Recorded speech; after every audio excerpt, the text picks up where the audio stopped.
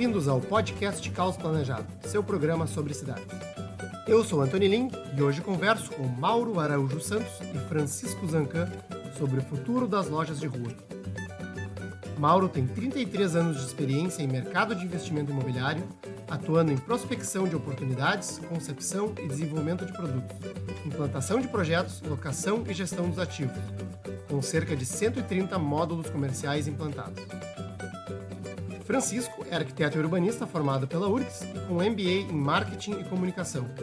Atualmente é CEO da Space Hunters, empresa que auxilia negócios e investidores a localizarem melhor seus investimentos. Além disso, é professor de urbanismo e arquitetura estratégica. Nossos dois convidados de hoje são de Porto Alegre e tivemos a oportunidade de gravar este episódio presencialmente na nossa cidade. Conectando virtualmente estão apoiadores do Caos Planejado, que têm a oportunidade de fazer perguntas durante a nossa conversa. Quer participar do nosso grupo de WhatsApp e ficar por dentro do que acontece no urbanismo brasileiro? Acesse caosplanejado.com/apoie. Este episódio é oferecido pelo Grupo OSPA. Acesse www.ospa.com.br e saiba mais sobre o grupo que atua no desenvolvimento urbano e imobiliário de ponta a ponta, unindo arquitetura, urbanismo, tecnologia e mercado financeiro. Sejam bem-vindos, Francisco, Mauro. Prazer encontrar vocês presencialmente aqui em Porto Alegre, né? A gente não grava muitos episódios do podcast presencialmente. A gente está aqui hoje na sede do Instituto Cidades Responsivas, que é um apoiador do Caos Planejado há algum tempo, né? Que nos cedeu espaço para a gente bater esse papo sobre o futuro do comércio, né? O futuro das lojas de rua. A gente fala muito no Caos Planejado sobre fachada ativa, sobre como o comércio de rua pode contribuir para a vida nas cidades, né? Mas acho que é de conhecimento de todos, né, que o comércio, o varejo, né, tem passado por um período de dificuldade, né, já há algum tempo, né, com o e-commerce, com as entregas, com questão de redução de pessoas caminhando na rua, redução de caminhabilidade, depois pandemia, né? Então, acho que tem bastante tema para a gente cobrir hoje. E queria começar, né, talvez apresentando o Francisco e o Mauro para o público, com as atividades de cada um, né, para contextualizar o pessoal, né, da onde vocês estão vindo, para falar com propriedade sobre esse aspecto, né? Então, de repente, Francisco, fala um pouco sobre a Space Hunters, né, e o que vocês fazem. Então tá, prazer para quem está ouvindo aí. De novo, agradecer, tá, pelo convite. A gente foi colega na faculdade, né? Sou arquiteto de formação. O pessoal diz que eu sou urbanista também, mas a gente sabe que para ser urbanista tem que ter um pouco mais de estudo do que eu tenho. Mas eu tenho uma empresa de análise de localização, análise de mercadológica. A gente tem escritório no Brasil e nos Estados Unidos atualmente. A gente está fazendo expansão para lá. Temos aí atuação em 18 países. Graças agora que a gente fechou um projeto no Marrocos para falar justamente disso, de localização de comércio e potencial para uso, multiuso lá. E a gente auxiliou mais de 1.500 empresas de lá para cá, desde quando a gente fundou a empresa. Então, basicamente isso, né? A gente auxilia a alocar investimentos, seja questão de real estate, seja questão de um pequeno varejo, uma pequena mercadinho. A gente tenta entender a cidade e passar essa visão de urbano dentro da área de investimentos. E uma boa parte desses locatários ou operadores são lojas de rua, imagino. Cara, uns 70% do nosso faturamento vem de loja de rua.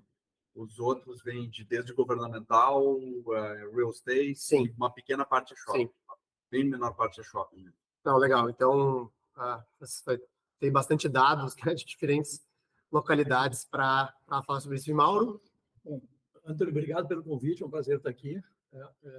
Eu tenho 64 anos, né? Pouco mais de 30 anos no mercado imobiliário, focado em planejamento, desenvolvimento e gestão de investimentos imobiliários, com foco em operações varejistas, né? Então, a gente construiu uma carteira sólida, né, de operações varejistas de rua, né? Nossa experiência é só com varejo de rua, através de lojas isoladas ou pequenos malls, né? E a gente hoje atua em toda a região sul do Brasil. Nós temos operação desde Curitiba, né, algumas operações em desenvolvimento em Santa Catarina e muito no interior do Rio Grande do Sul, em Porto Alegre. E o nosso foco basicamente, prospecção de pontos para os nossos parceiros locatários, que invariavelmente são empresas de primeira linha, né, grandes redes varejistas, né, com quem a gente tem uma relação bastante sólida e um grande número de unidades com cada uma dessas empresas. Basicamente é isso aí. Legal, legal. Acho que um gancho interessante, Mauro, é um artigo que tu escreveu para o Caos Planejado algum tempo atrás. Na verdade, não foi para o Caos Planejado, né? A gente incorporou um artigo que publicou no LinkedIn, se eu não me engano, chamado Não há crise para um bom ponto comercial. Né? Então, a gente fala muito na crise dos pontos comerciais, na dificuldade do varejo, e esse artigo foi um pouco provocativo nesse sentido. Né? Então, fala um pouco sobre isso, né? E como você identifica esses pontos. Perfeito. Bom, eu vou provocar um pouco, já que o tema é loja de rua, né? Eu te diria o seguinte: eu acho que o comércio de rua é uma coisa inesgotável, né? Porque o comércio de rua faz parte da vida das cidades e da vida das pessoas, né? Eles não se eliminam. O e-commerce não elimina o comércio de rua, o shopping não elimina o comércio de rua. O comércio de rua em bairros sempre vai existir, né? Faz parte do dia a dia das pessoas. Quando eu me referi a isso, eu acho que vamos dizer, o desenvolvimento do nosso negócio exemplifica muito bem isso. Eu estava conversando com o Francisco antes da gente começar. Mesmo no problema da pandemia, né, e nós temos hoje quase 130 pontos comerciais em atividade, nós não tivemos nenhuma loja desocupada. Por quê? Porque um dos nossos critérios básicos para definir um ponto para investimento é a excelência do ponto. A nós, o ponto não pode ser bom ou muito bom, tem que ter excelência. Excelência para resistir a crises, excelência para resistir a mudanças, né, de pensamento, de visões, excelência para manter vendas elevadas, né, para o varejista que está ocupando o ponto. Né?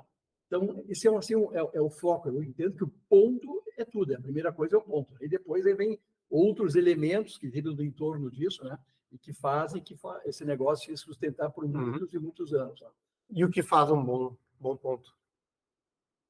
Coisas básicas, né? Primeiro das coisas básicas: renda, densidade, visibilidade e acessibilidade. Esses são critérios básicos. Né?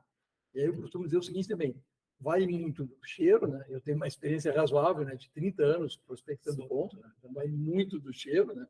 O cheiro, assim, de ir no lugar e ter um feeling, uma percepção pessoal de se funciona ou não. Vou dar um exemplo interessante. Agora, recentemente, eu estava em Pelotas, onde eu tenho já 6 empreendimentos, tenho um objetivo de chegar a um número maior, e me ofereceram um terreno na esquina e eu vou olhar, eu gosto de olhar ao vivo, né? Fui olhar, embora eu já tivesse olhado no Google, fui olhar ao vivo e me chamou a atenção que a rede que estava em diagonal, que é uma grande rede, tinha uma loja velha, ruim, mas que estava ali há mais de 30 anos.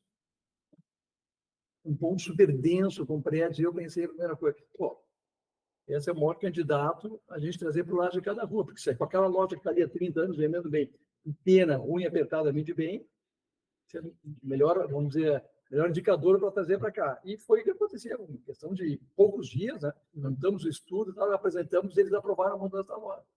Então, todas as redes, todo o comércio sempre busca a excelência nos pontos. Né? O que acontece muitas vezes é que as pessoas, não tem esse ponto, então eu vou nesse aqui que é mais ou menos. E aí, quando tu vai num ponto que é mais ou menos, tu acaba ficando exposto. Né? É uma crise, é uma mudança de comportamento. Né? Então, acho que a excelência do ponto é fundamental. Tá, e isso, na verdade, pode ser uma faca de dois gumes, né? Porque, assim, a gente fala muito sobre a ocupação do térreo, né? Sobre fachada ativa no Caos Planejado, sobre até legislações que, assim, desincentivam essa ocupação, né? Mas, de repente, pode acontecer exatamente isso, né? Bom, então, alguém toma um risco, digamos assim, né? Eu vou, então, apostar nesse negócio de fachada ativa, coloca o comércio no térreo e não é esse ponto de excelência, né? E aí alguém vai dizer, esse negócio de fachada ativa não funciona, né? E tem algumas pessoas que até dizem assim, bom, fachada ativa vai funcionar, o comércio de rua vai funcionar melhor no centro da cidade, ou num lugar, assim, no caso de São Paulo, lá que tem os eixos de transformação, que tem muito volume de pessoas, mas talvez tenham bairros que não funcionam. Não sei. Aí o Francisco, assim, como arquiteto, como alguém que está olhando esses pontos há bastante tempo, né? Qual que é a tua avaliação em relação à própria viabilidade, digamos assim, do modelo fachada ativa em tudo quanto é lugar? Né? Cara, isso é uma coisa interessante. A fachada ativa ela precisa de vários fatores para funcionar. Não adianta só tu ter vontade. Tanto que a gente já viu, assim, tem vários empreendimentos aqui em Porto Alegre que tu olha, tem um prédio grande, né? Pouco denso, numa via arterial e não tem locação. E as lojas têm um turnover muito alto. Porque, na verdade, tu precisa, é como se fosse um acidente de avião. Precisa ter vários fatores para que aquilo aconteça. Então, assim, por exemplo, região do centro de Porto Alegre é super denso, tu tem densidade, tem concentração de empresas, tem alimentação por vias arteriais. Então, naturalmente, ali algumas vias vão funcionar. Se simplesmente tentar replicar uma fachada ativa do centro de Porto Alegre no Petrópolis, por exemplo, talvez não dê tão certo. Porque no Petrópolis não tem gente andando na rua. Não vai ter. Petrópolis, para quem está ouvindo, um bairro mais residencial. Seria equivalente a Perdizes, em São Paulo, mais ou menos. Então, mais ou menos porque assim, é um bairro que não é tão central, tem uma renda boa, ou até Moema, digamos assim. Então, dependendo da rua onde a gente está em Moema, no caso, ela não vai dar certo, não vai ter gente andando. E isso acontece porque tu não vai ter tanta densidade para a pessoa estar querendo andar naquela rua. Isso a gente notou que acontece muito, muito recorrente no Brasil. No Brasil, quase todas as cidades são assim. E o maior problema é que, por exemplo, Sorocaba, a gente fez um trabalho em Sorocaba, não tinha onde botar a marca do cara. Caralho, eu preciso ter alta renda, fluxo de pessoas na rua, simplesmente não existe isso em Sorocaba. Ou tu tem alta renda, ou tu tem fluxo de pessoas na rua. Por quê? Porque a região onde tu propicia a caminhabilidade empobreceu. A região onde a pessoa foi morar, pelo plano diretor, não pode ter densidade. E é uma coisa que a gente ficou surpreso quando a gente foi fazer trabalho no Marrocos. No Marrocos tem comércio ruim em tudo que é lugar. Porque lá eles não têm recuo, tudo, todos os prédios são colados na calçada e o negócio é aquele monte de bazar. É muito estranho. É muita gente. Então, assim, e a cidade é muito mais densa, a coisa funciona muito melhor, a quantidade de varejo é absurda dentro da cidade, e é um país, modéstia, é muito mais pobre que o Brasil. Então, assim, tipo, a economia dos caras funciona melhor na cidade do que Porto Alegre, que é uma cidade que é bem mais rica que Casablanca. Sim. Se eu for pegar o PIB per capita e DH, aqui a gente é muito melhor. Só que aqui não é tão bom para tu abrir comércio. Então, não adianta só a pessoa querer. Então, a gente fica naquela discussão que, de um lado, tem pessoas, geralmente da academia, que foram reclamando de, o pessoal não faz fachada ativa. E do outro lado, acontece pessoas que tentam fazer fachada ativa, quando tu falou, dá errado, pessoal, não vão mais fazer isso. Sim. Esquece. Não dá certo. Parece que o comércio de rua que é ruim porque não funcionou a fachada ativa. Na verdade, a concepção estava errada. Sim. É uma loucura. O que a gente falou antes, não tem milagre. Isso é bem ruim para a discussão aí, porque aí eu fico de um lado, o cara diz, não, mas eu botei e me dei mal, vocês não sabem. Do outro lado, estigmatizado. Fica estigmatizado, isso é ruim. Isso é ruim pra caramba. Sim. E tu falou da questão de densidade, né? O quanto importa fatores como densidade demográfica, o quanto importa essa relação da edificação com a calçada, né? Porque, assim, eu já vi casos de cidades ou bairros, digamos assim, menos densos, né? Às vezes até de construções térreas. Né? Pega as cidadezinhas históricas brasileiras, né? Paraty, enfim, né? Que tem aquelas lojinhas abertas para a rua, né? Não é muito denso, mas tem uma boa relação entre a edificação e o pedestre, né? Como é que vocês avaliam isso? Porque eu acho que tem às vezes a gente usa esses termos, né? Densidade, mas o que pega mais, digamos assim, né? Vocês veem o próprio bairro Petrópolis, né? A gente caminha por muitas das ruas do bairro, Bela Vista, né? Sei lá, no caso de Vila Nova Conceição, em São Paulo, são edifícios isolados nos lotes, né? E eu vejo até nessa discussão de revisão de plano diretor, de construção de edifício, muitas pessoas preocupadas com a verticalização, com um argumento até justificável de que vai matar aquela casinha que está ali, prestando um serviço, um comércio para o bairro, né? Porque ela sabe que esse edifício vai estar recuado e que não vai ter uma relação com a calçada. Então, o que acontece? Densidade seria a densidade de pessoas habitando aquele espaço. Isso é importante. Pode ser ou de empresas que estão localizadas, ou de pessoas que moram, ou pessoas que estão direcionadas para aquele lugar. Então, Paraty, ela é uma cidade que ela é de experiência. Então, assim, a pessoa quer ir lá porque é um ponto turístico. Se tu vai ver em época de baixa temporada, provavelmente não vai ter ninguém na rua, que nem Colônia de Sacramento no Uruguai. Colônia de Sacramento, de noite, ela é deserta, porque não tem nada. Tem algumas pousadas lá, tu caminha de noite, parece uma cidade fantasma. Se tu vai em dia de semana, Colônia de Sacramento, ela é morta. Final de semana, ela está explodindo de gente. É a mesma questão de Paraty. Aí tu tem atratividade pela experiência. O problema é que a grande maioria das nossas cidades, elas não têm experiência. Elas são cidades que são, digamos assim, a pessoa vive ali. A pessoa não é uma cidade turística. E não vai ser uma cidade que vai ter experiência. Então, tu tem que atrair ou muita empresa para o lugar, ou tu faz a pessoa ser obrigada a ir até o lugar, que é o centro de Porto Alegre fez por muito tempo, te obriga a ir até o centro para pegar um ônibus, ou tu vai ter muita gente. É mais ou menos isso, assim. Então, tu tem essas 4 coisas que a gente nota que afeta bastante o comércio. Se não tem nada disso, tem a outra questão que ela está naturalmente no lugar onde todo mundo quer estar. E acontece mais ou menos no centro de Joinville, centro de algumas cidades, São Mateus, no Espírito Santo. Tem lugares que se desenvolvem muito, não tem muita gente morando, mas tem muito comércio porque ele está matematicamente no lugar que é próximo de todo mundo. E aí é comodidade, né? Então é mais ou menos isso que a gente vê. As cidades são muito diferentes entre si, muito específicas, né? Do ponto de vista cultural, do ponto de vista funcionamento da cidade. Uma coisa é uma capital, outra coisa é no interior. Por exemplo, a gente tem um empreendimento em Alegrete, sabe que Alegrete o comércio funciona no centro. Né? E o comércio fecha ao meio-dia, a cidade vira um deserto, mas à tarde volta todo o movimento para o centro. Né?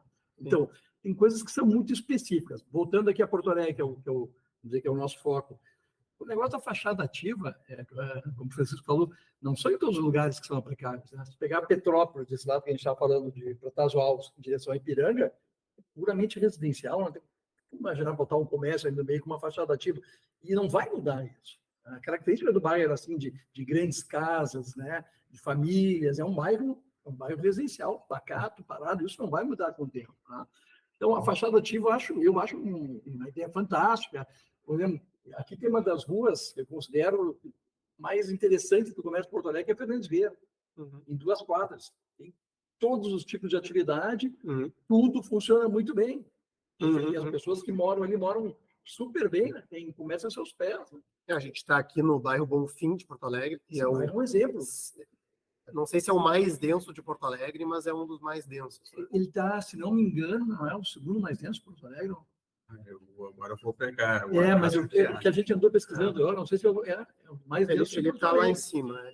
E isso a gente observando a Fernandes Vieira, tem pouquíssimos prédios grandes, né? Sim. Mas tem um prédio ao lado do outro. Sim. Não tem 3 casas na rua. Né? Tem rua. E não tem recursos, né? Sim. Então, são exemplos, né? Essa rua é espetacular, tem outras ruas assim, né? Essa rua aqui onde nós estamos, Oswaldo Aranha, se a gente lembrar, muitos anos atrás, o comércio ia até quase perto do túnel. Hoje, nas 2 quadras próximas ao túnel, ele diminuiu, porque fica muito perigoso, né? Porque, enfim, mudou a concepção, para cá ainda funciona, aqui era tomada de lojas de móveis antigamente, né? Só lojas de móveis. Né? Hoje, vim caminhando agora, fiz questão de parar mais longe para olhar, né?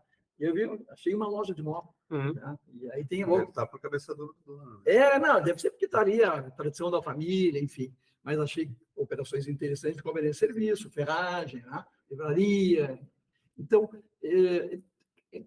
são muito específicos. É um Muniz de Vento, né? Que é um bairro super interessante, 24 de outubro, para fachadas ativas, né?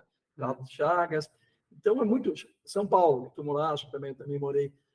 Está nos Jardins, ali embaixo, na parte plana, que é uma rua mais inadequada para ter uma fachada ativa ali, que é Oscar Freire, por exemplo, né? Porque as suas transversais têm muito potencial. Então, cada caso é um caso, né? Sim. Tem que analisar. Né? No caso de São Paulo, né, uma coisa que vocês vão para lá com frequência também, né? O que eu noto, né, que eu acho que eu já falei com alguns paulistanos e às vezes nem eles mesmos notam, né? É que é isso, né? Que muito do comércio de rua está em edifícios que não se desenvolveram. Né? Você passa pelo Jardins, a própria Oscar Freire, né? Aquelas lojas são casas pequenas. Sim. Né? As casas todo o sudoeste ali, né? Pinheiros, Itaim, né? Vila Olímpia, né? Os restaurantezinhos, botequinhos, lojas, né?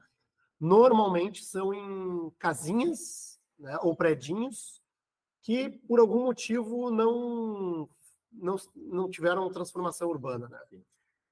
E eu acho que, assim, esse é um dos argumentos que muitos têm usado, né, contrários ao desenvolvimento urbano.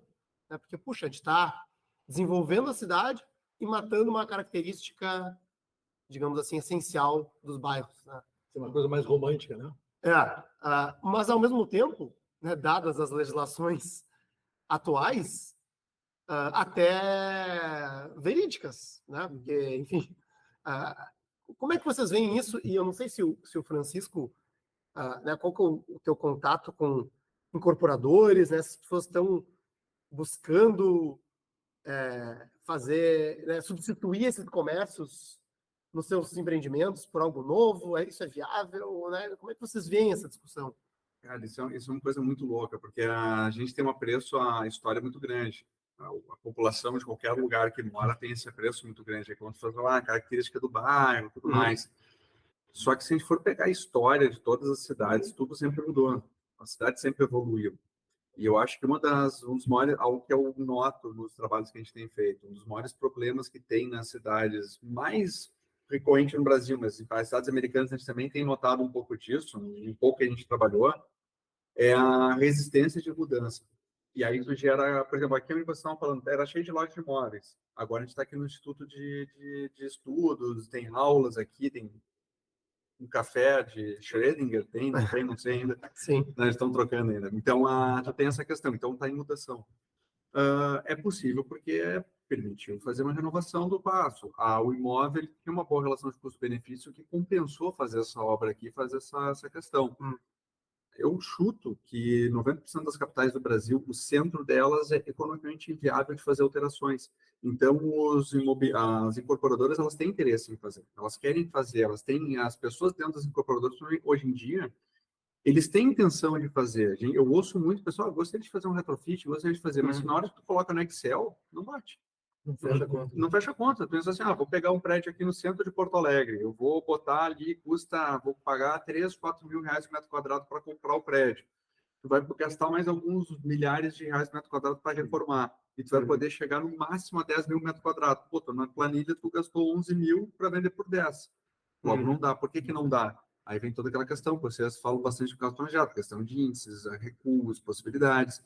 Se a gente vai ver, Nova York é uma cidade que também é super restritiva, né? Eles, em 10 anos, acho que uma malha de Nova York foi renovada em 35%. Pô, é uma das cidades mais restritivas dos Estados Unidos, os caras renovam muito mais fácil. Vai para Nova York, eles constroem um prédio pegando a área aérea de vizinhos. Então, assim, falta um pouco de flexibilidade.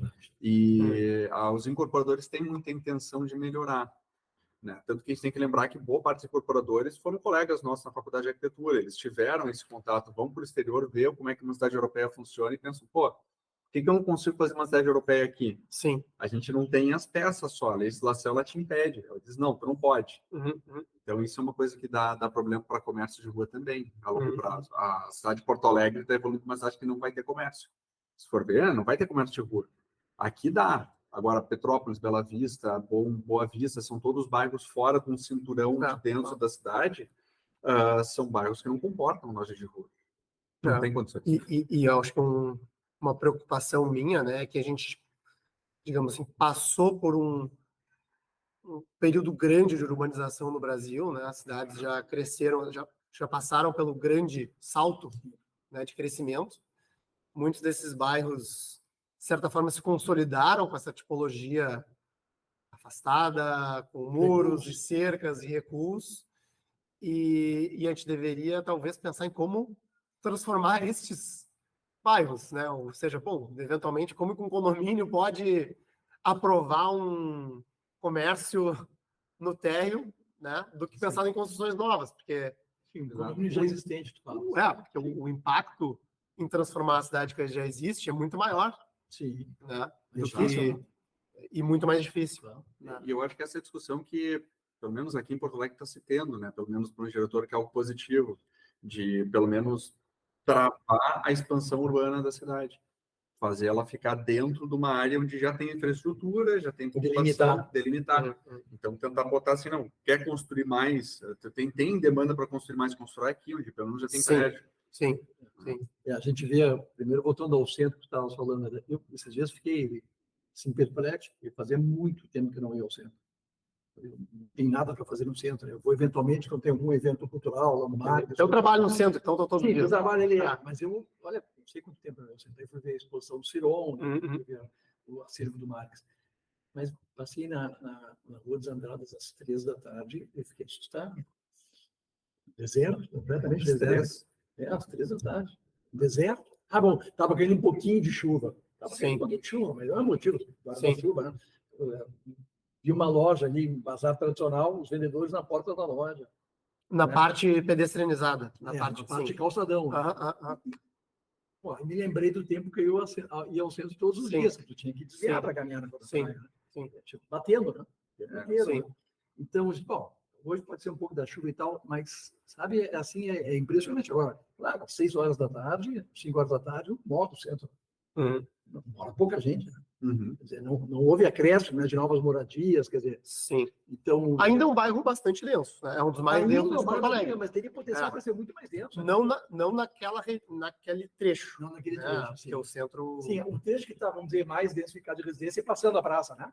Deve ser perto da Duque de Caxias. Sim, exatamente. Então, tem um potencial muito grande, né?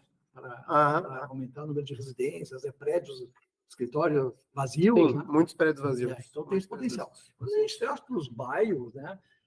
Aí eu vou falar assim, porque a gente conhece especialista. E eu fico muito seguro e tranquilo em falar potencial dos bairros para operações de conveniência de serviço. Só focado, não vou pegar e abrir uma loja de roupa no meio da Bela Vista, porque vai quebrar. Sim. Quebrar. Sim. Agora, a farmácia, bom, se não tiver uma farmácia ocupando um tal ponto, vai funcionar. A academia de ginásio qualificada vai funcionar. Sim. Tá? Tem um potencial muito grande em vários bairros. Né? Petrópolis, a gente estava falando ali, né?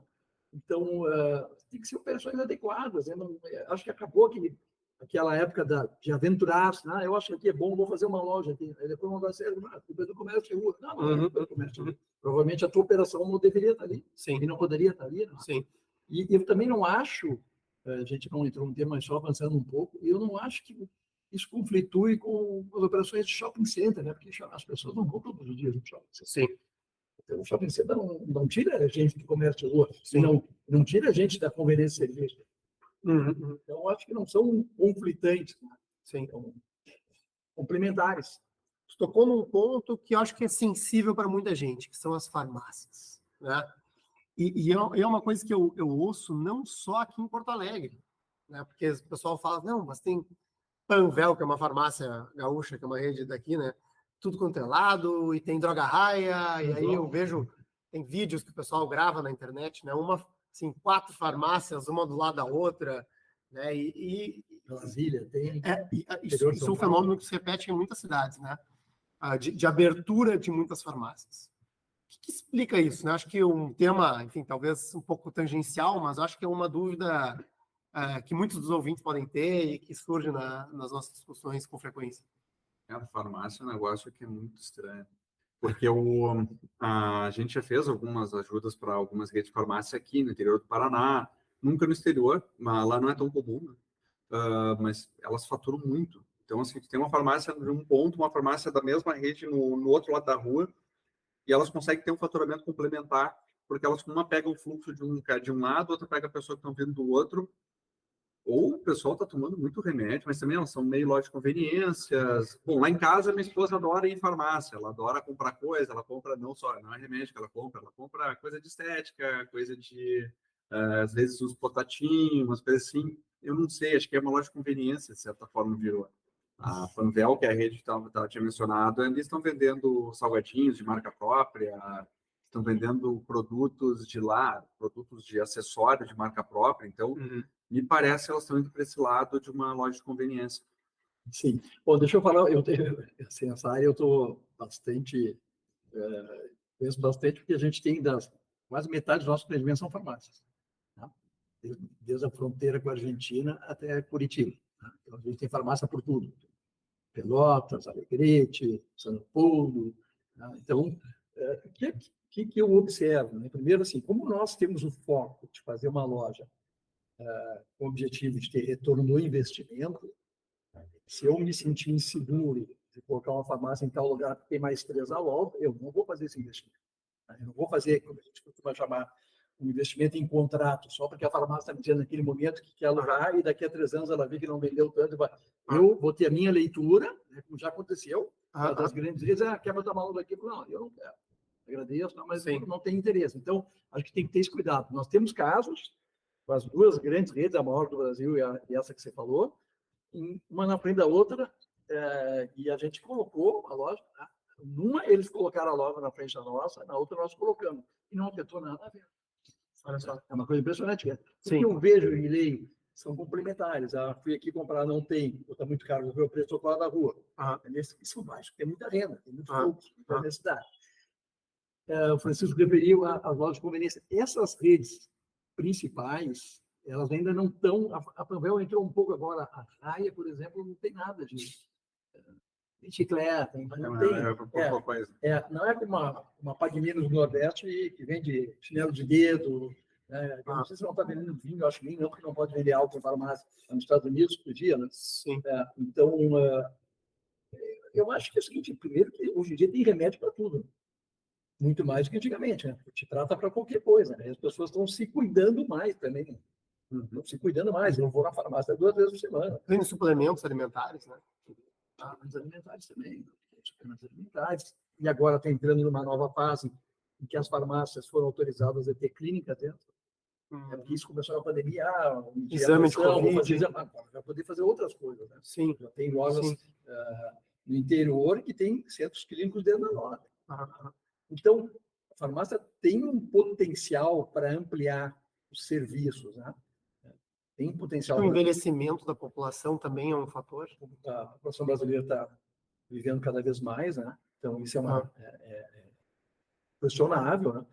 Então, agora, claro, a gente tem que ter cuidado, né? Observar, daí vai daquilo do fardo. Aqui eu não vou botar, porque aqui está ruim. Por exemplo, esse negócio que você falou, tem uma rua no interior de São Paulo que tem 6 farmácias na mesma calçada. E em Brasília tem 5. Tá? E eu não poria. O dinheiro como investidor, que bom que eles vendem bastante, mas eu não poria o meu dinheiro. Sim. Uma questão de discernimento. De bom senso. Sim. Como eu digo, aí saindo um pouco da farmácia, é a mesma coisa do varejo, quando você pega uma rua temática. Né? Você passa numa rua lá, tem 3 quadras, tem 50 lojas de móveis. Aí a pessoa vai lá para uma loja de roupa. No meio da loja, qual é a tendência da certo? Nenhuma. Sim. Tem como, não existe hábito de a pessoa ir naquele local para comprar roupa, entendeu? Não, comprei da loja de roupa. Não, vai comprar da loja de roupa. Sim. Aquela roupa está tematizada, está definida. Aquilo ali é aquilo ali. As pessoas vão naquela rua lá comprar roupa. Então não tem como você partir para um outro comércio, a não ser que fosse numa esquina, operação de conveniência de serviço, porque o bairro no entorno está denso, está legal, tal. O pessoal está passando ali, mora atrás, não é? Não, acho que tem que analisar muito, né? Daí volta naquele assunto do ponto, tem que analisar muito. Tem que analisar muito, não dá para a gente generalizar. Assim, sim. Para generalizar. Mas vamos lá, então. As farmácias estão crescendo, os bons pontos são resilientes, mas e a crise? Né? Vocês relatam um pouco o que aconteceu durante a pandemia, né, em relação ao comércio de rua, como é que está agora? Né? Porque assim, eu realmente, durante a pandemia, vi muitas coisas fechando em Porto Alegre. Agora até, aparentemente, assim, algumas coisas voltando, mas é muito uma percepção pessoal, né? Não de quem trabalha no ramo. Não sei se o Francisco tem dados. E a gente fez migração, principalmente alimentação no início da pandemia. Muita alimentação saiu de shopping, foi para rua. Tinha um aluguel muito alto, no caso? O aluguel é alto. Os custos, né? O shopping é muito alto, então não estava performando. Teve essa migração. A gente sofreu muito na questão da pandemia. Varejo, acho que sofreu bastante. Varejo de vestuário, que é a loja de rua, sofreu bastante. Restaurantes, né? Restaurantes, sim. Mas restaurantes, pelo menos, a gente notou um retorno muito rápido. Porque quando começou a abrir o comércio, o primeiro lugar que a pessoa ia era para o bar. Era para o comércio, ter experiência. Se notou um retorno muito rápido dessa questão de experiência. Depois foi indo. Atualmente, é o que mais cresce a estética, se não me engano. É o que mais cresce. A estética, cuidado pessoal, academia também, de certa forma, começou a retomar. Mas foi um baque forte a questão da pandemia. de uma hora para outra, tu não podia mais abrir. Sim. Muita rede aproveitou a pandemia para fazer planejamento de expansão. Por isso que a gente se manteve bem. A gente até cresceu, no ano da pandemia a gente cresceu bastante. Mas muita gente pensou assim, já que está tudo parado, o meu concorrente tomou, sim, eu vou aproveitar que eu não tenho a ponta ainda e vou preparar minha expansão para quando abrir o negócio. E teve gente que apostou que não ia mais abrir. Aí vocês não se deram muito bem. Teve gente que apostou que ia ficar tudo remoto, novo normal. Não foi. Sim, muitas teorias, né? Muitas teorias. A gente falava, cara, as pessoas vão voltar para a rua, não tem essa. Essas horas aparecem muitos teóricos, né? Impressionante. Sim. Não está no dia a dia, na rua, não sentiu o cheiro, aí tem muitas teorias. Foi muito prolongado, né? Muito prolongado. Ninguém nunca, acho que a gente nunca vivenciou uma coisa assim, de ser uma coisa tão prolongada e tão forçada. Eu sempre achei, né? Claro, a gente não sabia quanto tempo ia durar, mas sempre achei que o comércio de rua ia voltar, né? Porque a pessoa não pode viver sem comércio de rua. Tem como viver um bairro sem comércio de rua. E nossa experiência é muito positiva, até por incrível que pareça, numa situação dessa. Nós, cento e tantas lojas, não tivemos nenhuma loja fechada, nenhuma desocupação. Né? E a gente estava conversando no início. Quando você tem um ponto vendedor, sim, a rede, vou fechar 20 lojas esse ano, tem 100, vai fechar as 20 que vende menos. E tem potencial de recuperação mais lenta. Aqui vende, não vai fechar. As farmácias, desculpa voltar ao tema, mas elas tiveram aumento de vendas na pandemia, porque tinha remédio, tinha máscara, não sei, álcool gel. Tem uma experiência bem clara nisso aí. Tem farmácias em bairros distintos, em bairros de classe A, e tem em bairros mais populares. Da Baltazar, por exemplo. Os percentuais de faturamento, de crescimento são diferentes. Tanto é que em pouquíssimas, 2 ou 3 lojas, a empresa me mandou a planilha, que é uma relação excelente com a planilha, e tinha uma queda, mas a queda era 4%. Sim. E tinha algumas que o crescimento era 17%. Durante a pandemia. Isso faz parte da negociação, né? O cara te manda, tem 25 farmácias com a empresa, te manda, me dá um desconto em todas. Sim. Aí, então, me manda o faturamento de todas, não vê. Sim. E aí tem umas que tu não tem, porque dá. Sim. Tem outras que não, aqui caiu. Então, como eu falei, né, é difícil que pontos excepcionais, né, vão ter queda, ter desocupação, é muito difícil. Muito difícil. Claro, a pandemia pegou, assim, muitas atividades, pegou forte, né? Restaurantes, você estava falando, muitos partiram para ter entrega, né, para substituir a cozinha funcionando, né, todo mundo e tal. Mesmo assim, ter entrega foi um baque, né? Porque se era aplicativo, a 20% a 30% do faturamento vai para o aplicativo. É complicado. É bastante. Então, eu acho assim, a proteção desse negócio está no ponto, está na atividade. Sim. Você falou em estética. Estética está crescendo muito. Tem um caso muito engraçado na Bela Vista, que eu estava falando. Tem gente que não sabe disso que eu vou falar, mas no mesmo ponto, na Pedro Ivo, onde a gente tem uma farmácia, ao lado tem uma estética. É a terceira estética que está ali. Ninguém vai girando. Por quê? A terceira. Não é porque o negócio era ruim e fechou. As 2 anteriores quebraram, mas quebraram por má gestão.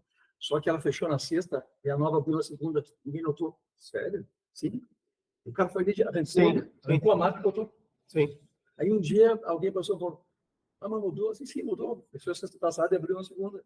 E na outra vez, eu, evidentemente, combinei para que acontecesse dessa forma. Então, só não funcionou no sábado. Sim.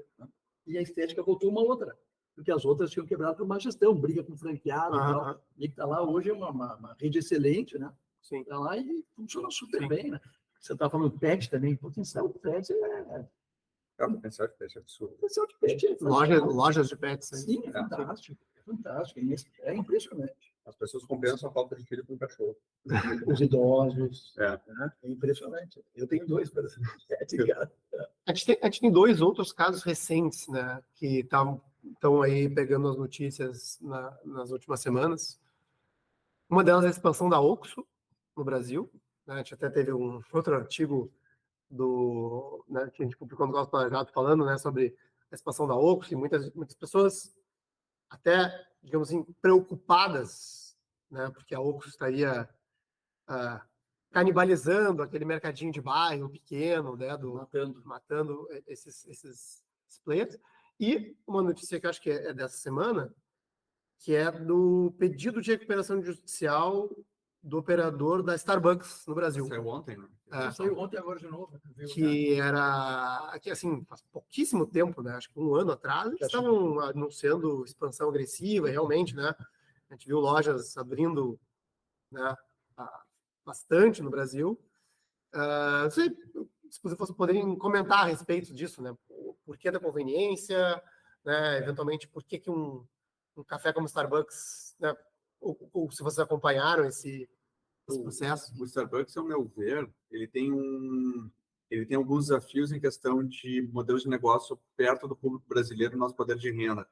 Então, ele não é exatamente o nosso padrão de café que a gente toma. Ele é um café, é o que os americanos tomam. No Congresso, nos Estados Unidos, tu coloca o café, coloca uma tampinha e sai andando. É diferente do nosso padrão de consumo. É caro para a gente, acaba sendo caro, e abriu muita franquia, tipo Mais Um Café, The Coffee, etc., que são também grab to go. Então, assim, ele acabou entrando num modelo onde começou a ser canibalizado por outras redes menores, com café mais competitivo e com um custo de implementação muito menor. Então, acho que isso ajudou a corroer. E o que eles falam muito é que eles falaram muito a questão da pandemia. Eu acho que o que eles queriam dizer, que eu imagino que eles falaram da pandemia, que eles realmente sofreram um baque muito forte com a pandemia, e a projeção de crescimento, a retomada do crescimento que eles projetavam ter, talvez não aconteceu, ou por uma questão de economia não está tão forte quanto eles imaginavam, mas eu acredito que entrou muito a questão de concorrente. E de concorrente, muitas dessas redes menores, elas também estão correndo muito atrás da máquina, que algumas delas expandiram mais do que deveriam. Então, os franqueados estão sendo agressivos para conseguir se manter. Então, o Starbucks é a presa fácil para o pessoal bater. Entendi. Eu acho que bate um pouco nisso do Starbucks. E da cara da Oxxo, eu não sei se é Oxxo? Oxxo, é Oxxo, não sei. Se eu não me engano, é que tu falou uma pronúncia um pouco diferente, acho que está certo, mas é Oxxo. Ela tem uma coisa que é vantajosa.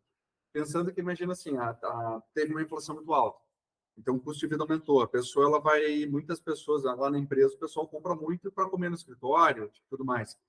Pô, no mercadinho de conveniência é o que mais tem, é o mais prático. Se o mercadinho de conveniência ainda consegue vender um produto barato, isso é excelente. Sim, então, bom. Exato, então eu acho que ela é muito vantajosa para a cidade. Só vai canibalizar a loja de bairro. Tem que pensar em quem? Tem que pensar na população que vive, vai ter agora acesso a um produto de boa qualidade, barato, ou no mercadinho que ficou 20 anos ali. Me desculpa, se ficou 20 anos ali num lugar onde chegou uma Oxxo e fatura muito mais, podia ter feito uma gestão melhor, talvez. Então, é a questão de oferecido produtos mais, né? digamos assim, se renovar, se reinventar. Alinhado com o que o público estava buscando naquele momento. Sim, o próprio mercado pode ser vizinho da obra, mas se tiver um produto diferenciado, um bom atendimento, alinhado com o público, não vai. O caso que a gente está falando lá perto de casa, do mercadinho aquele do negócio. É o tipo de caso, tem um mercado que tem... eu não ia falar. Desculpa. Na Juí Colajado tem um mercadinho que é antigo de bairro. E aí tem um mall que é na frente. E aí eu fiquei pensando, pô, será que o cara vai se mudar? Porque para ele seria vantajoso se mudar. O primeiro convidado. E aí não se mudou por decisões dele, mas assim, esse tipo de decisão, obviamente que ele provavelmente ele já está passando ponto e tudo mais, eu não sei. Eu não vou dar informação privilegiada, mas assim, a questão é, essa pessoa ela já não está querendo investir no próprio negócio. A longo prazo, tem mais interesse. A longo prazo, tu sabe que esse negócio ou ele se reinventa ou morre. E aí esses são os negócios que uma Oxxo mata. Sim. São negócios que a pessoa já não está mais tão interessada, já estagnou e tudo mais. Né? Sim. Eu acho que tem opinando sobre a Starbucks, né? Primeiro, eu acho que o Starbucks fez mais ou menos como o Madeiro, né? Coincidentemente, às vezes, empresas são mega endividadas, né? Porque eu acho que excesso de otimismo na expansão. Eu vejo N lojas do Madeiro, que não vejo o maior sentido em ter sido feito ali, e a gente vê excesso de otimismo na expansão. Abre. Concordo contigo em relação ao modelo da Starbucks para o Brasil, né? Esse hábito é americano, já, de to-go, de pegar um café e levar. O brasileiro gosta de entrar numa cafeteria, gosta de sentar, e eu adoro.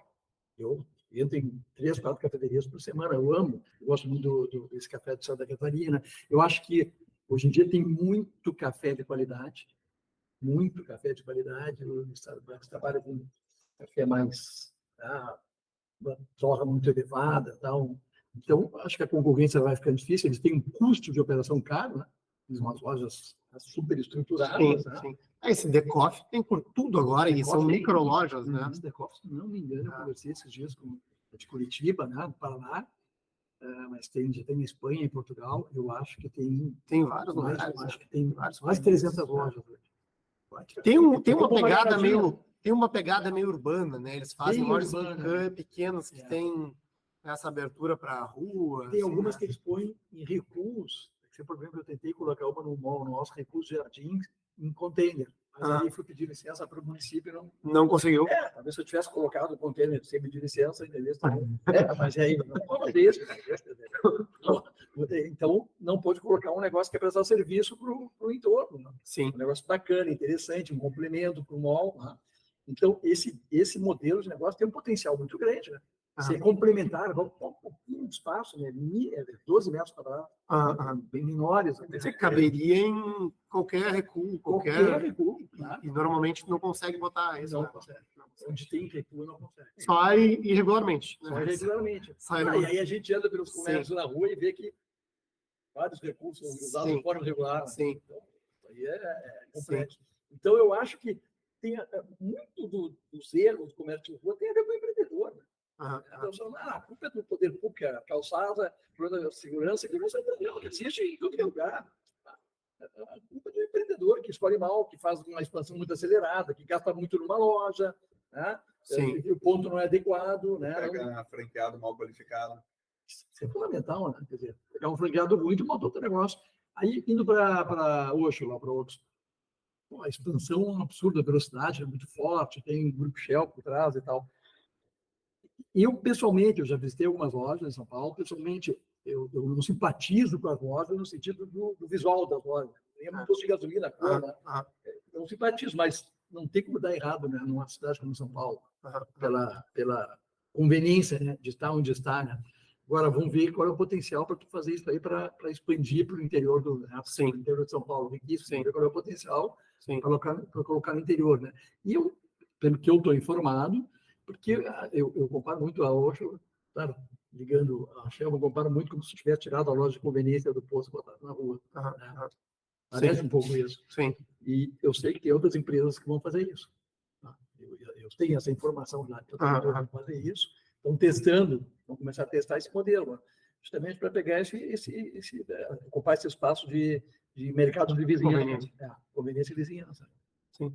E tem o 7-Eleven, né? Nos Estados Unidos, no Japão. Sim, tem por tudo, né? Tem por tudo. Acho que a qualidade é tudo. Né? Agora, você tocou num ponto, né? Que um dos nossos apoiadores até tinha enviado uma pergunta antecipadamente, que é quando um grupo como a Starbucks, no caso do operador da Starbucks, o Amadeiro, faz essa expansão de uma forma, vou dizer, insustentável, mata o pequeno e depois, eventualmente, pode ter que fechar uma loja, né? Então, assim, eu acho que, às vezes, até a má administração da gasolina para os críticos, né? Como é que vocês têm visto isso? Assim? Porque tem um certo movimento, às vezes pode ser até saudosista, né? Em relação ao mercadinho do vô, que está ali há não sei quanto tempo, né? E essas coisas acontecem também, né? Eu não sei se tem algum outro exemplo, agora me fugiu um pouco, mas... Sim, esses dois são bem fortes. Mas eu acho que assim, se a Starbucks matou algum café na região onde ela colocou, vamos botar Subway, que é um bom exemplo. Porque a Subway expande sem critério. É do mesmo grupo, né, de Starbucks aqui no Brasil. É do mesmo grupo, expande sem critério. Completamente sem critério. O custo é muito alto, porque todo equipamento tem que ser homologado pela Subway nos Estados Unidos. Claro. O ticket é baixo, o giro tem que ser muito elevado e eles ficam com 15% de royalties. É alto também. Então, não sobra nada. Não sobra nada. Aqui no franqueado, tu disse. O Subway, não tem mais nenhum Subway no centro de Porto Alegre. Acabou, né? Acabou faz uns anos. Eu não sei nem onde tem em Porto Alegre. Acho que só em shopping. E aí o que acontece? Ele abre, ele acaba falindo os negócios próximos, mas tu vê assim que não quebra tudo. Quebra os fracos. O cara que se reinventa com aquilo, ele consegue muitas vezes dar a volta por cima. Então tem algumas redes de sanduíche no centro mais populares, que os caras têm 4, 5 lojas e faturam alto. Sim. Então é isso que mais ou menos acontece. O Madeiro vai entrar, ele vai quebrar. Mas assim, Se o madeiro ele está num lugar, ele quebrou as outras hamburguerias e ele se deu mal ali, é porque a receita que estava fazendo o madeiro funcionar foi para algum lugar. Provavelmente é para outros players que se reinventaram e começaram a puxar. Né? Então, mais ou menos isso acontece. Acontece uma reinvenção do lugar. Nunca acontece de vácuo na cidade. Sim. Em tese, a demanda, digamos, por hambúrguer tem que estar em algum lugar. A não ser que o bairro morra. Aí Sim. acontece também. Tipo, o Centro Porto está morrendo, Moinhos naturalmente vai fechar. Pô, não fala isso. Pelo amor de Deus. Não, a gente tinha escritório no Moinhos ali. O meu sócio morava no Moinhos até essa semana. Ele é bom, mas a gente está notando que está vindo um movimento ali, não agora, mas a gente está notando que, por exemplo, muitas das coisas que aconteciam muito forte no Moinhos está começando a acontecer forte na Auxiliadora. E está acontecendo. Auxiliadora. Impressionante. Tá meio que a gente está sentindo. Está descendo. Conversando com o pessoal. Gordinho para baixo. Conversando com o pessoal da prefeitura também. Está sentindo. Então, principalmente o público mais jovem. Né? Principalmente o público mais jovem. O Moinhos ele está perdendo tração. E eu acho que está acontecendo com o Moinhos, a gente está começando a ver o que está acontecendo no Moinhos, o que aconteceu com a Independência e antes aconteceu com a Duque. E o Moinhos está começando a morrer. Está vindo. E aí é a relação que está acontecendo com todas as cidades brasileiras, isso acontece. Que é a questão a cidade ela vai se espalhando, a alta classe, e vai deixando um rastro de destruição. O Moinhos, sei lá, para alguém que está ouvindo, pode ser tipo Higienópolis, São Paulo, não sei se tem essa... Eu acho que, sabe que, concordo contigo, eu acho que Moinhos seria bem característica, assim, prédios tradicionais, famílias tradicionais, eu acho que seria bem Higienópolis. Eu concordo contigo. Tem uma parte residencial, tem algumas partes que tem alguns restaurantes, enfim. Pode ser. Vocês têm essa... Eu tenho uma teoria do Moinhos que é a seguinte, eu morei no Moinhos, morei na Hilário com a Barão. O Moinhos ficou um bairro de pessoas idosas. Os mais jovens não moram mais. Sim, não tem escola. Tem poucas escolas. E os apartamentos são de concepção antiga. Sim. Tem uma escola, eu acho que é o Bom Conselho, né? Tem alguma outra escola. Escolas tem escolinhas, né? Mas escolinhas, não tem... E essas pessoas estão buscando Auxiliador mais Bela Vista, Montserrat, então mudou muito, né?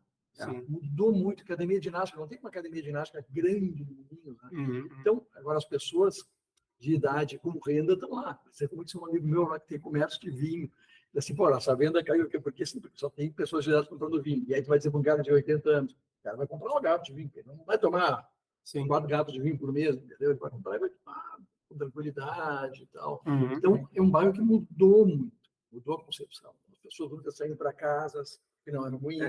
O público mais jovem, que tem um bom poder de consumo, está indo mais para o lado ali de Trás do Guatemi, ali, Passo da Areia. Sim, também. Eu, quando era pequeno, eu me criei no Passo da Areia, no bairro Operário. Sim, que chama Passo da Areia. Que pareça, no lado de casa do Guatemi também chama Passo da Areia. Exato, e era um bairro operário ali. Hoje em dia é cheio de prédio de alto padrão, principalmente a parte baixa da linha. E casas muito boas. Né? E o que acontece?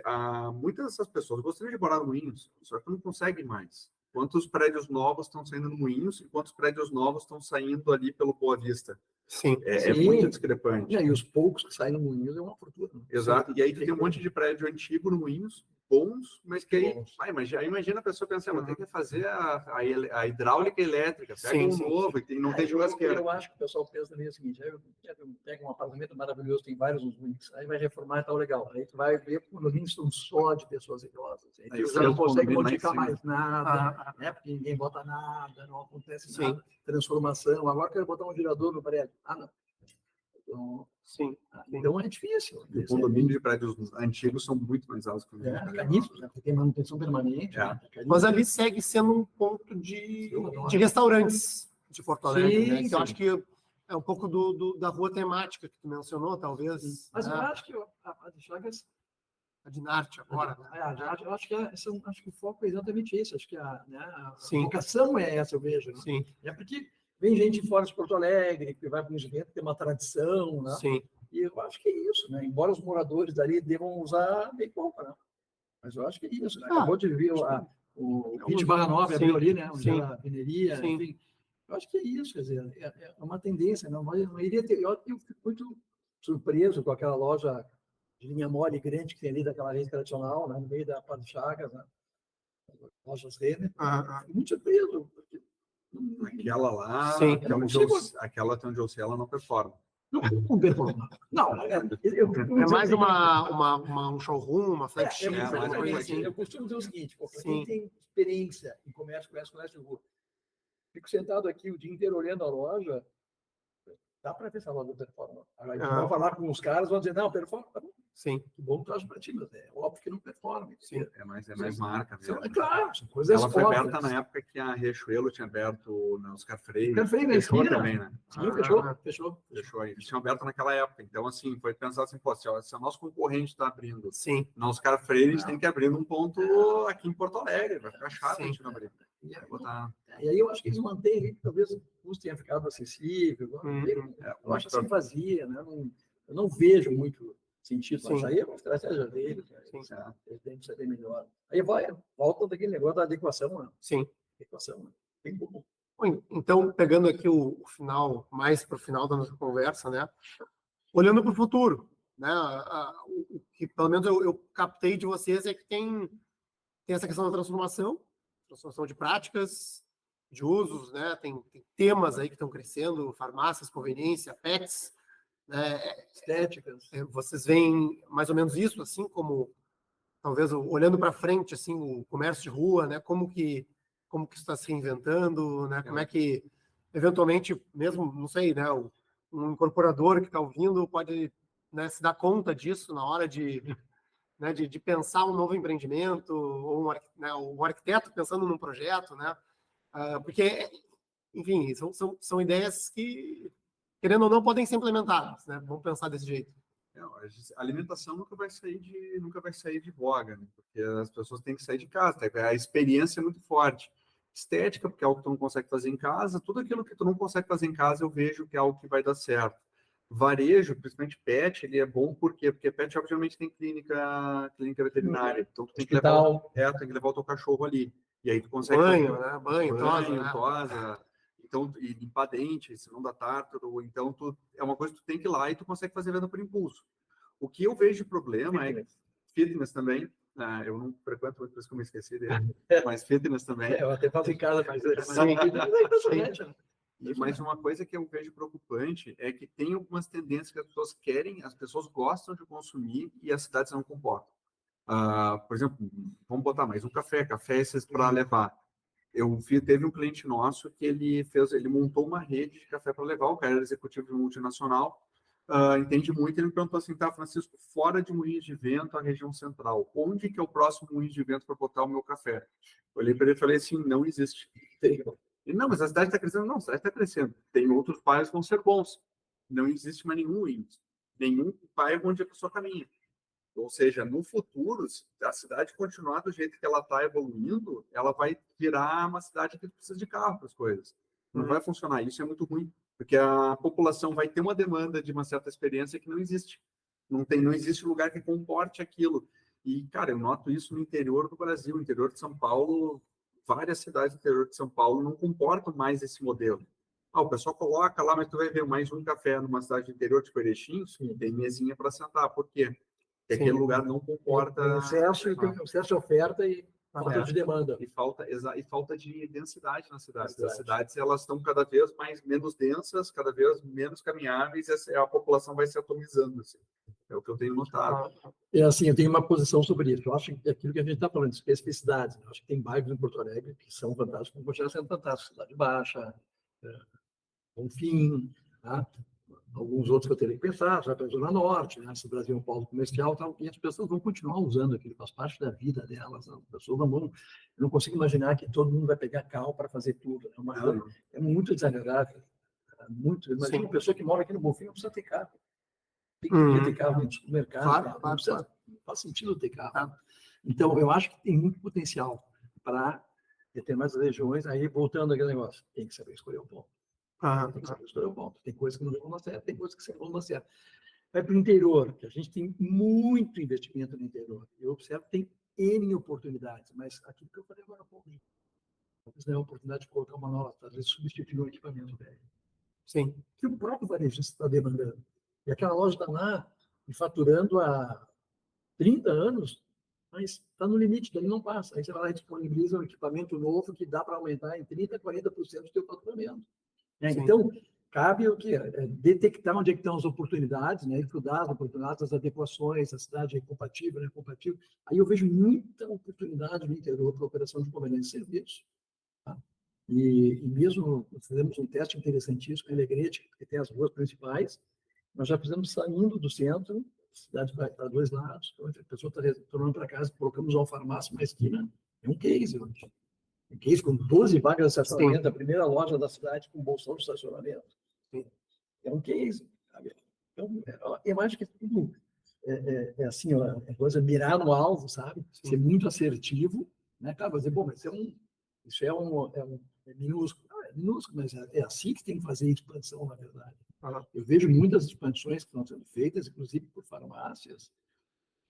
Eu acho que estão erradas. Essa é uma lógica que eu vejo abrir. Sim. Pode dar problema. Sim. Pode dar problema. Uma oscilação da economia pode vir a dar problema. Uhum. Então, eu acho que tem que ser muito focado, muito assertivo, ter muita cautela, né? Aquela frase famosa que a gente via na dúvida não ultrapassa. Sim. Sim. A dúvida não ultrapassa. Então, acho que é isso. Né? Não, maravilha. Acho que um ponto assim interessante para a gente finalizar a nossa conversa, né? Que assim, é positivo, mas claro, né? Tem, né, a gente fala aqui, né? Tem temas que a gente discute no nosso planejado, né? Que a gente tem ideias, a gente quer implementar elas, né? Às vezes não dá para ser utópico algumas das ideias, né? E eu acho que é bom trazer vocês que estão no dia a dia dessas operações, né? Para os ouvintes também entenderem, né? Quem não é do ramo, né? Entenderem qual é a viabilidade, quão factível é isso dentro das nossas cidades.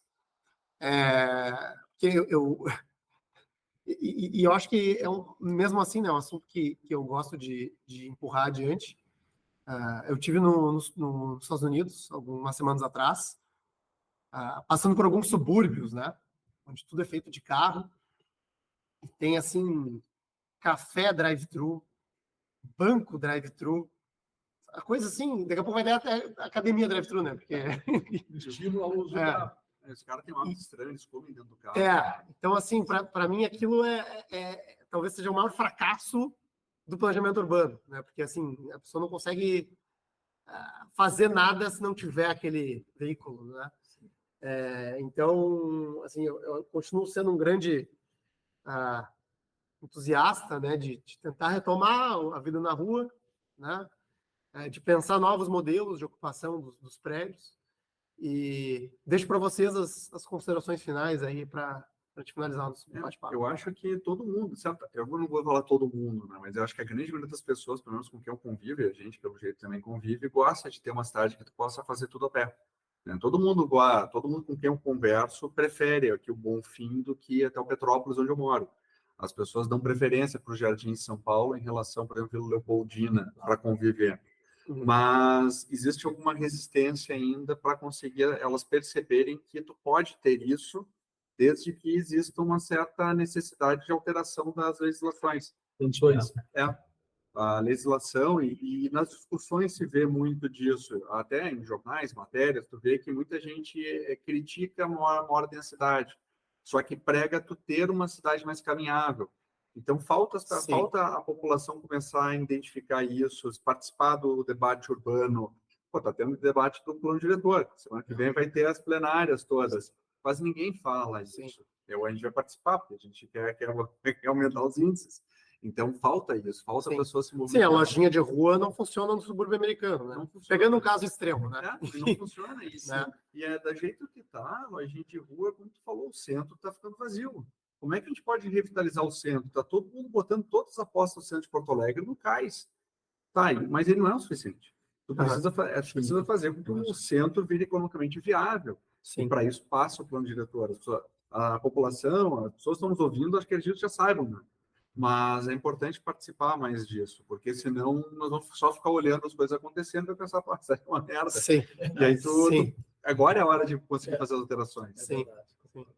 Bom, só uns comentários rápidos que falasse em relação aos Estados Unidos, os drive-thrus. Né?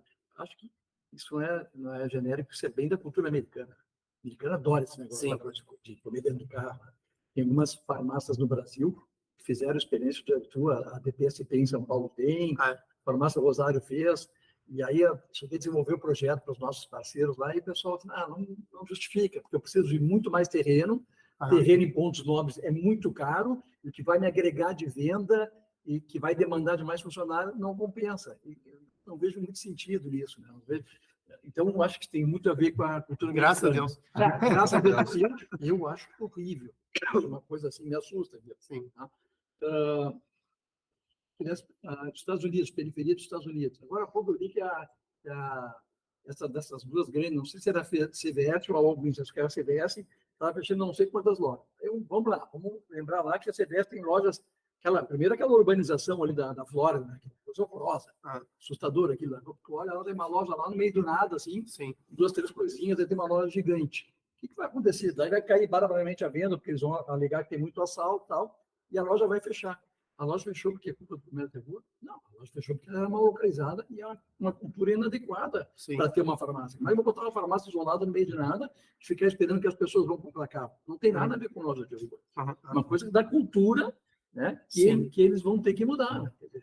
Então, assim, resumindo, para finalizar, eu acho que o potencial de lojas de rua em atividades, o que eu costumo chamar de varejo essencial, atividades de conveniência de serviço, varejo essencial, o potencial é muito longo, um potencial muito grande, é muito longo, e as cidades vão ficar cada vez melhores quanto mais o varejo de lojas de rua souber ter um melhor planejamento, né, uma melhor adequação às necessidades dos consumidores. Né? Claro, o poder público ajudando com os passeios públicos, né? Tem coisas que dependem da iniciativa privada também, às vezes tu está na frente da tua casa, na frente do teu comércio, tu é obrigado a deixar uma calçada decente para as pessoas caminharem. Então, tem muito da ação empreendedora. Né? Então, eu acho que tem um potencial muito grande ainda, muito grande. Esse negócio dos Estados Unidos, a gente fez uma expansão de um restaurante em São Francisco. Esse é o caso mais forte que a gente tem. O cara ficava em Berkeley, ele queria abrir em São Francisco. A gente teve que pegar um monte de mapa de crime lá, ver onde é que estava. Sim. E é muito difícil, porque fora de São Francisco, a região de Berkeley, Oakland, etc., é tudo centrinho comercial. E o ponto do cara, ele é uma loja de sanduíche, o cara é francês, ele tem uma loja de sanduíche há 20 anos, dá certo. E aí ele me mandou um ponto para eu avaliar para ele. Ele falou assim, tá, Francisco, o que tu acha desse ponto? Ele disse, olha, tá super bem localizado, mas tu sabe que é um centro comercial isso aqui, né? Sim. Ele disse, ao mesmo tempo, tu não tem como expandir fora de centro comercial. E é muito complicado essa questão da cultura dos caras. Então, lá, às vezes, tem negócios que dão certo em algumas cidades, chegou a comentar também. São 4, 5 cidades dos Estados Unidos que não são suburbão. Sim. É muito complicado isso lá da cultura deles, do urbanismo deles. Sim. Desurbanismo. Sim. A gente, no Brasil, passou alguns anos, parece que a gente estava indo naquela direção, né? Então, assim, uma tendência, né? Exato. Então, agora eu acho que o nosso desafio é ver outros caminhos. Outros caminhos. Maravilha. Francisco, Mauro, obrigado. Eu agradeço, obrigado pelo convite. Muito legal a conversar com vocês. E ficamos em contato, né? Eu vou colocar os links para os artigos, né, que a gente mencionou aqui na descrição do podcast. E obrigado. A gente agradece, hein? Valeu. Obrigado. Nesse episódio, conversamos com Mauro Araújo Santos e Francisco Zancan. Este episódio é oferecido pelo Grupo OSPA. Acesse www.ospa.com.br e saiba mais sobre o grupo que atua no desenvolvimento urbano e imobiliário de ponta a ponta, unindo arquitetura, urbanismo, tecnologia e mercado financeiro.